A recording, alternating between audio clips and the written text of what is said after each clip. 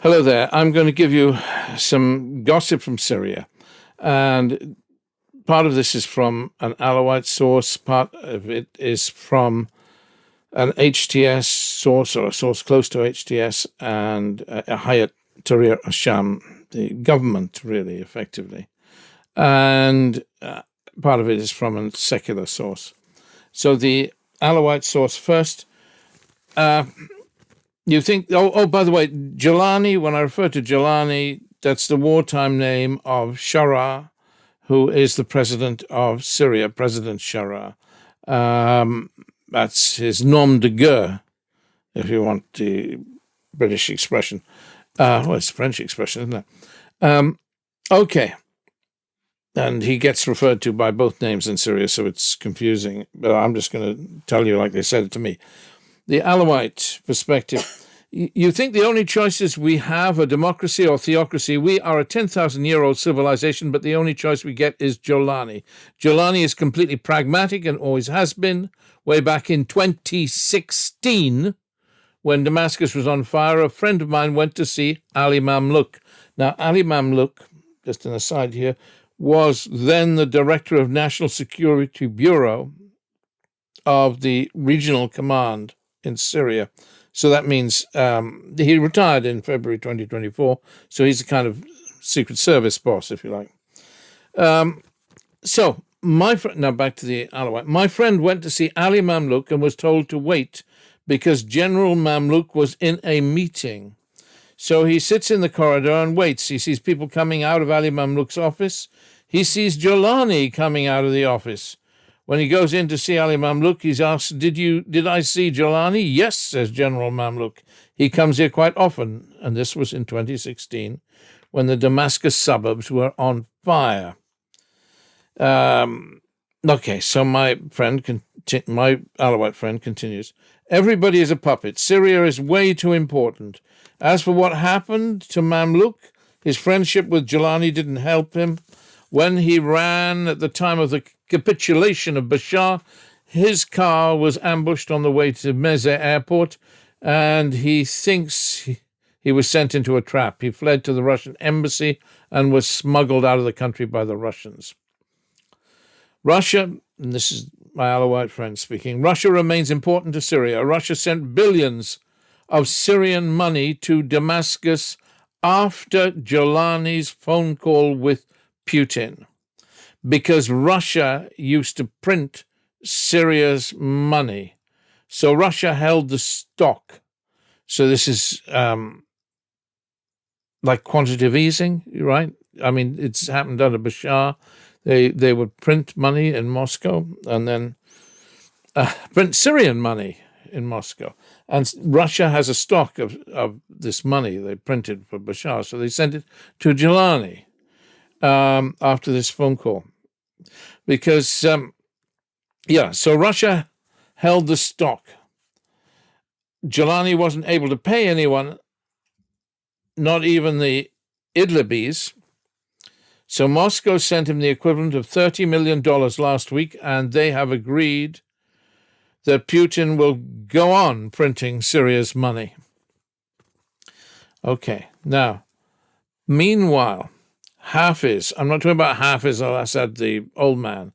Hafiz, the son of Bashar, says this is Bashar al-Assad had a son called Hafiz. So this is what my Alawite friend is telling me. Hafiz, the son of Bashar, is starting to tease us. He made a 30-second selfie of himself walking down a Moscow street, and he wrote on his X account about the night of 17th, 18th December. He confirmed that he was stuck in the palace and two Russian officers stormed in and said, "We have to leave." And we arrived at Damascus International Airport and saw Uncle Maha. Then we left with Dad to Maimin, and the rebels attacked with drones, and the Russians told us to go to Moscow. Okay, well, there we go. So he is sticking all this stuff on Twitter. You can look at it yourself. Anyway, meanwhile, the head of the convoy from Damascus to the Russian base, I'm just giving you Syrian gossip here. things people are talking about. The convoy is called the 300 Men because Basha's bodyguard were called the 300 Men. And there were 300 men, like the old presidential guard, Meanwhile, the head of the convoy to the Russian base, he said the order to stand down was given before the door of the plane was closed by Basha. Basha took Yasser Ibrahim, his money man, and his minister of defense with him. Okay, well, old gossip, I suppose. Well, it's not old gossip, it's new gossip, but it's what people are talking about. And I'm giving you the gossip here. The Alawites have created a supreme Alawite council called the High Alawite Council. The head of the council will be an Alawite imam, which is controversial.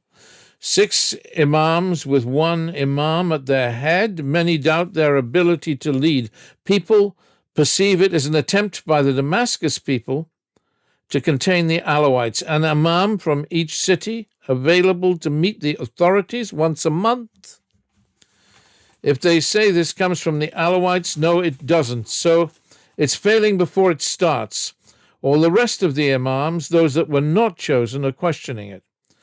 The imam at the head is called Gazal, but there is no unanimity in the support for this guy at all.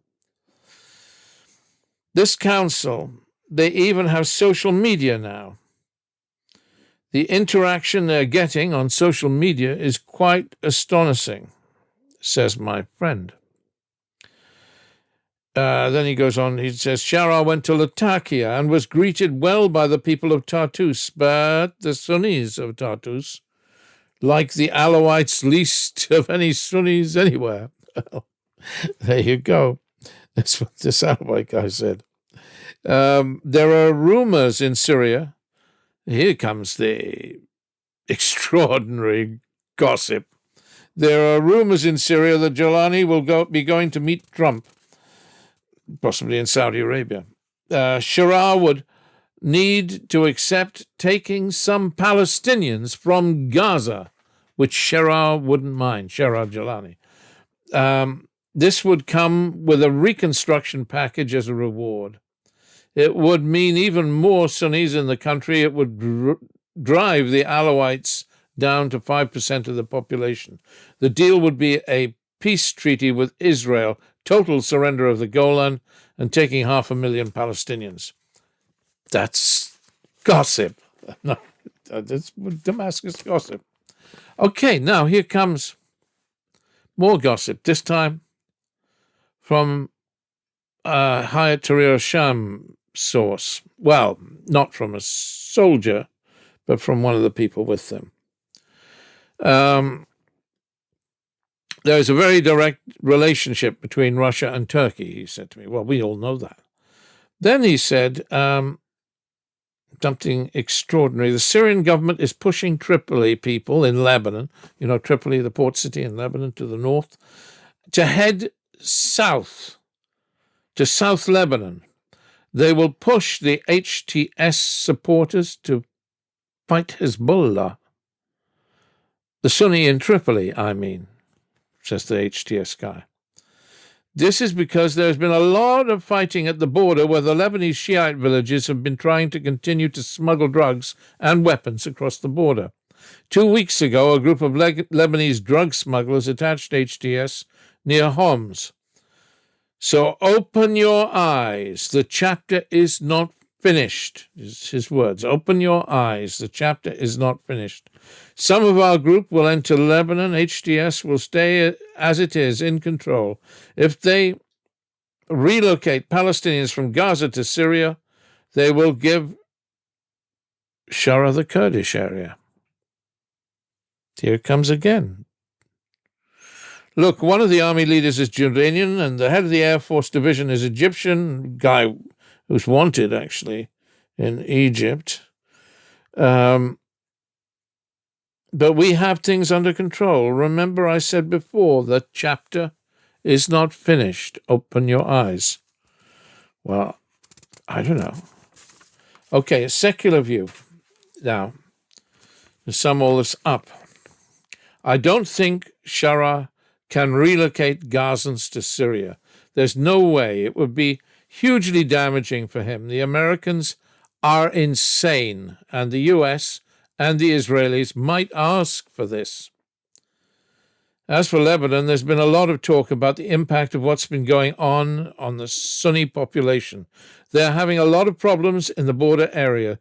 There are quite big border clashes.